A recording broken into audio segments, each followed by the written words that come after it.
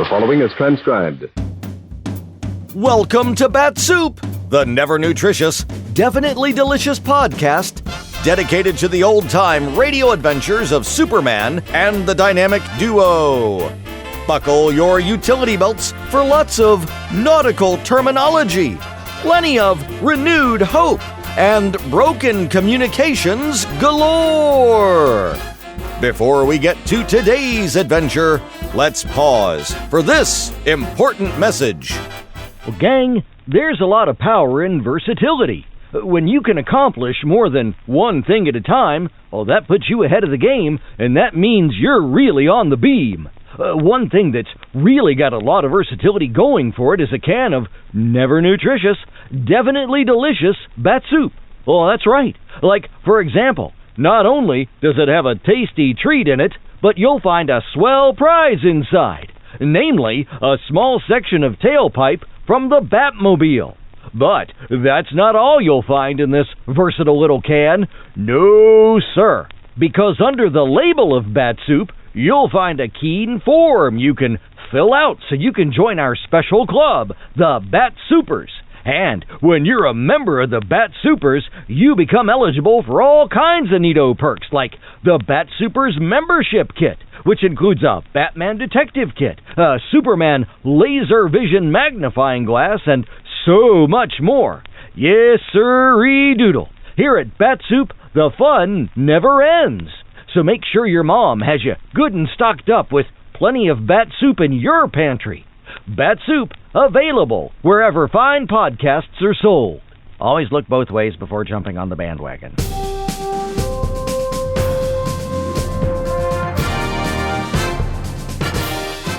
And now, Bat-Supe presents today's adventure. Part 10 of The Dead Voice, as originally broadcast on October 9th, 1946. Faster than a speeding bullet. More powerful than a locomotive. Able to leap tall buildings at a single bound. Look, up in the sky. It's a bird. It's a plane. It's Superman. Kellogg's Pep. P-E-P, Pep. Kellogg's Pep, the Sunshine Cereal, presents The Adventures of Superman.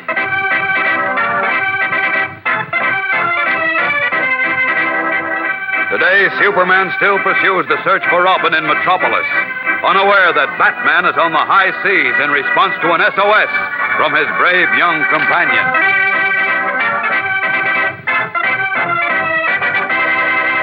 Hello there, gang. This is your pal, Dan McCullough. Say, I'll bet you never heard of a football star who didn't pack away a good breakfast on the morning of the big game. Well, believe you me, if you know there's a bowl of Kellogg's Pep waiting for you at breakfast, you'll feel like you're heading for a touchdown, because you always play a winning game when you're heading toward those crisp, golden whole wheat flakes of Pep.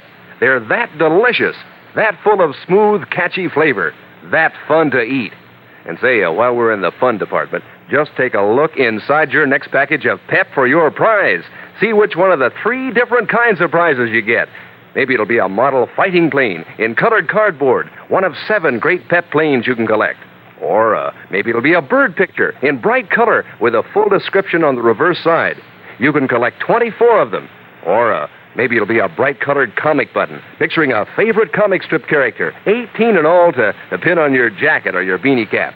And whether it's a plane, a bird, or a button, you keep right on having fun when you're collecting the 3 different kinds of prizes in packages of Pep.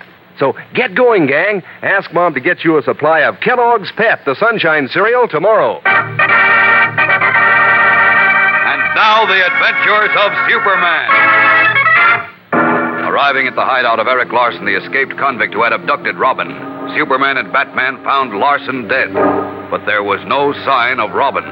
Then, when they found a thug hiding on the premises who revealed that a mysterious man named Marsh had shot both Larson and Robin, Batman gave up hope, certain he would never see his young companion again. But early that evening, a message was brought to him at his house. It was from Robin, and it read, Hop into the Batboat and come to Cove Harbor. Look for a black ocean-going yacht with 2 orange smokestacks. I'll be on it. Be prepared for trouble. Hurry. As we continue now, the long, curiously streamlined Batboat fairly leaps over the waves as it sweeps into Cove Harbor at the time when evening is slowly fading into night. Sighting his goal, Batman at the wheel throttles down and speaks to Alfred, his loyal butler and man Friday. This is Cove Harbor, Alfred. Do you see a black yacht with 2 orange smokestacks? No, sir. You suppose that note could have been some sort of trick? A forgery, perhaps, sir? No, it was in Robin's handwriting, all right. My hunch is that the yacht he mentioned has already left the harbor. Could be, sir. What'll we do? It's getting dark, you know. Yes, I know, Alfred. Will you hand me those binoculars, please? Yes, sir. Here you are, Batman. Thanks, Alfred. Now, let's have us a look out to sea. Any sign of the yacht, sir? No sign. Well, there's only one thing to do. What's that, sir? Swing around and pile on the coal. Hang on, Alfred.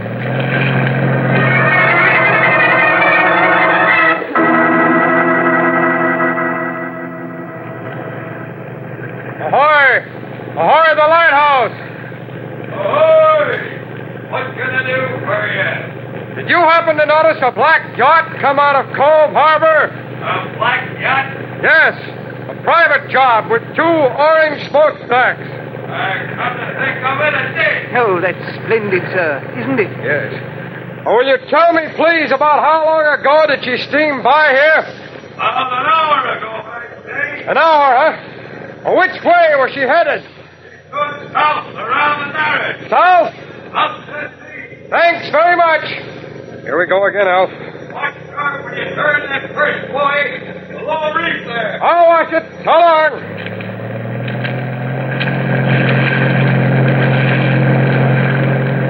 Are we going out to sea after the yacht, sir? What do you think, Alfred? But naturally, sir.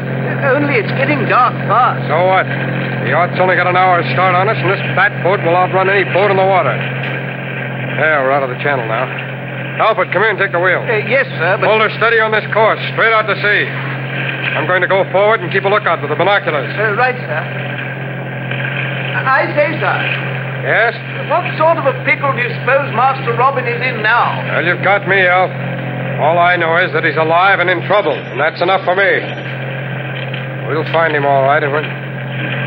Do you see the yacht, sir? No, not a sign of it. Only the sky's clouding over. It's hiding the moon. I'm afraid now we are going to need help, Alfred.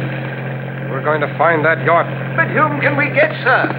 Well, I'm going to call Clark Kent on the radio telephone. Clark Kent? But begging your pardon, sir, what can he do? You'd be surprised, Alfred. Throttle her down, will you?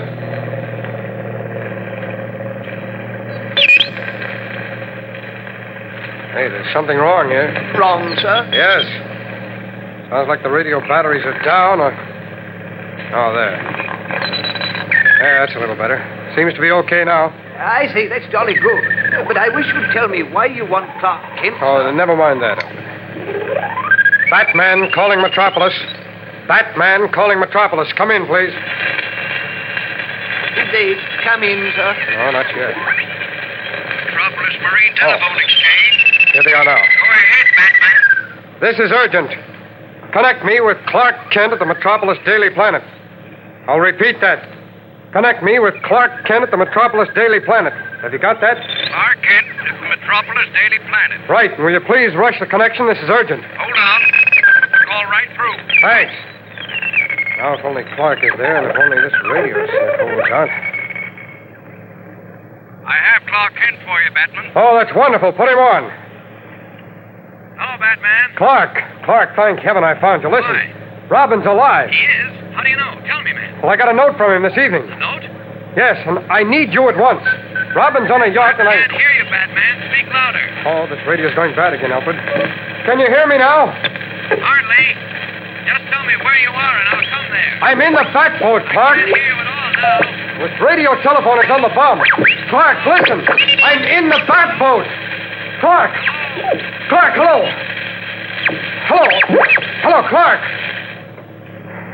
Well, how do you like that? Phone's gone dead entirely. Well, Alfred, whether we like it or not, we're on our own now. We usually are, sir, aren't we? Yes, I suppose so. Anyhow, those clouds cleared off the moon. That's something. Maybe I can see that black yacht now through these night binoculars. I certainly hope so, sir. Any luck, sir? No, not yet. No, wait. What's that? What, sir? There's a speck out there on the horizon. To the port, Alfred. The port, sir. Yes, sir. Easy. Easy now. Hold it just like that. Very good, sir. Is it the yacht, sir? It may be, Alfred. I think I can make out 2 stacks on her. Robin said the yacht had 2 smokestacks. Yes, I know. We've got to get closer. Full throttle, Alfred. Give her all she's got. Every last ounce. We'll know if she's the one in a few minutes.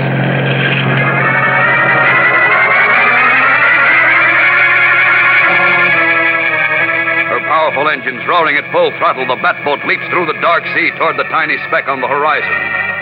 Is it the mysterious yacht on which Robin is held?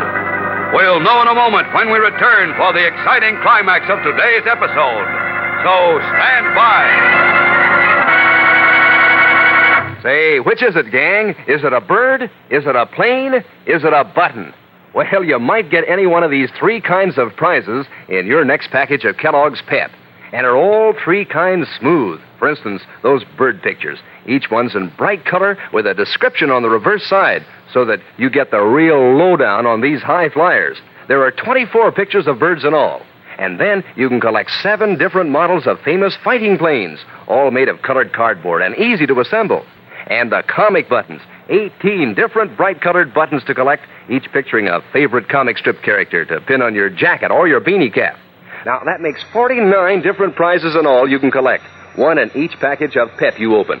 And all of them are super to go with Pep's super terrific flavor, which is saying a lot because that sunny full wheat flavor of Pep is really out of this world. Each spoonful of these crisp golden flakes tastes so downright wonderful that you have to keep yourself from gobbling them down. So ask Mom to get you Kellogg's Pep, the Sunshine cereal, tomorrow. And remember, look for the prize inside your package. Far out at sea, her twin orange smokestacks faintly illumined in the pale moonlight. The sleek black yacht cuts swiftly through the dark waves. On the glass-enclosed bridge stands the captain and the helmsman, while 2 or 3 crewmen lounge at the rail. The others aboard are below deck at their mess table. With their eyes fixed idly on the waves, the sailors at the rail do not see the boy who steps noiselessly in his bare feet from the shadow of a lifeboat behind them. It is Dick Grayson, whom we know as Batman's young companion, Robin. Swiftly, the boy moves across the deck to an open hatchway, slips down the few stairs to the carpeted corridor of the cabin deck. For a moment, he pauses, listening. Then, satisfied that he hears only the purr of the giant diesel engines, he starts moving cautiously along the corridor. Outside the door of a stateroom, he stops again, and holding his breath, he slowly turns the polished brass doorknob, pushes gently, until through the half-opened door, he sees a handsome stateroom, empty. Softly closing the door, he moves to the next stateroom. There, a low, indistinguishable murmur of voices comes to his ears. Slowly, with the utmost care, he turns the doorknob, moves the door inward a scant inch or 2, until he can clearly hear the conversation within. That's Marsh with my grandfather. I'm sorry. I did everything I could, Mr. Grayson, but unfortunately I couldn't find your grandson, Dick. Oh, I can't understand that, Marsh. Why is there no trace of him? Well, he disappeared several years ago, shortly after his parents passed away. And he hasn't been seen or heard of since. A liar. What about that chap who adopted him, Marsh? What was his name? You mean Bruce Wayne? Yes, Wayne. Didn't he know where the boy was? No, sir. He spent a fortune to locate him, he tells me, but to no avail. How do you like that? I see. Well, this is a bad blow, Marsh. I had my heart set on seeing the grandson before I died. Please, sir, don't speak of dying. You've many years ahead of you. No, I haven't, and you know it. We both know that I grow weaker every day. If there's only something I could do for you, to comfort you, sir. Oh, you've been a great comfort to me, Marsh. Thank you. And I appreciate it. You'll find out how much I appreciate it when my will is ready. Oh, please don't speak that way, No. Mr. Grayson. What happened? I say, the sea's getting a bit rough. Big wave must have hit us that time. Are you all right, sir? Yes, quite. Hold on. Here it comes again. Uh-oh, the door opened. What? Good Godfrey. What is it, Marsh? Nothing, sir. I've got to get out of sight. Whoever thought the boat would pitch and throw the door open. Here, this empty stateroom. Now, where can I hide? If Marsh finds me, it'll be quick curtains. Uh-oh, that chest under the porthole. I'm small enough to get into it. Now, if Marsh comes into the room and looks in this chest, I'm a dead pigeon. Huddled in a sea chest in the captain's stateroom, Robin makes himself as small as possible, praying that Marsh does not open the lid as he hears the murderous plotter moving about within a few feet of him. With Batman and Alfred miles away in the Batboat, helpless to aid him, and Clark Kent, who is Superman, unaware of his whereabouts in dangerous predicament, what will happen to Robin? Tomorrow's episode is swift and exciting, so don't miss it. Tune in, same time, same station. And remember, for breakfast, it's Kellogg's Pep. For excitement, the adventures of Superman.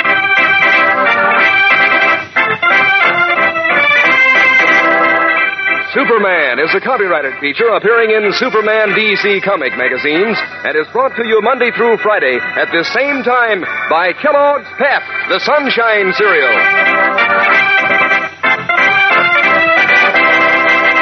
Crumbles. Crumbles. Kellogg's Crumbles. Say that over a couple of times. Just goes with toasty words like crisp, crunchy, crinkly, doesn't it? And that's just what Crumbles is. A toasty kind of cereal for a frosty morning. Sort of sweet and mellow rich. And you know, gang, Kellogg's Crumbles is the only cereal in the whole wide world made in those crinkly shreds of real whole wheat. So good to eat and so good for you. Crisp, crunchy, crinkly Crumbles. Kellogg's Crumbles. And be sure to be with us tomorrow for the thrilling adventures of Superman. This is the Mutual Broadcasting System. That was part 10 of The Dead Voice from The Adventures of Superman. Thank you for listening. Never miss an episode of Bat-Supe by subscribing on your favorite podcatcher. Bat-Supe, a proud member of the Moonlight Audio Theater family of podcasts, is also available on YouTube and Facebook. Learn more at bat-supe.podbean.com. Well, that'll wrap things up for this episode of Bat-Supe. But be sure to tune in next time when you'll hear Dick Grayson say, Yippee, it's the Batboat! For almost 2 centuries, Americans have enjoyed the valuable privileges of freedom. Now, freedom needs each American to dedicate himself to its preservation. We must not allow our liberties to be endangered by neglect of our duties as citizens. During this year of rededication, join with your fellow Americans in reaffirming the principles on which this country is founded and the safeguarding of those principles. Make it your business to see that federal, state, and local governments are conducted honestly. Help to maintain the good morale of your sons and daughters in the armed forces. Learn the facts about all candidates and issues. Then vote for the one you believe in. Make the most of every minute on your job. Produce as much as you can, and thus increase our military and economic strength. Work for better schools and a better community. Guard your American heritage of freedom. It needs you.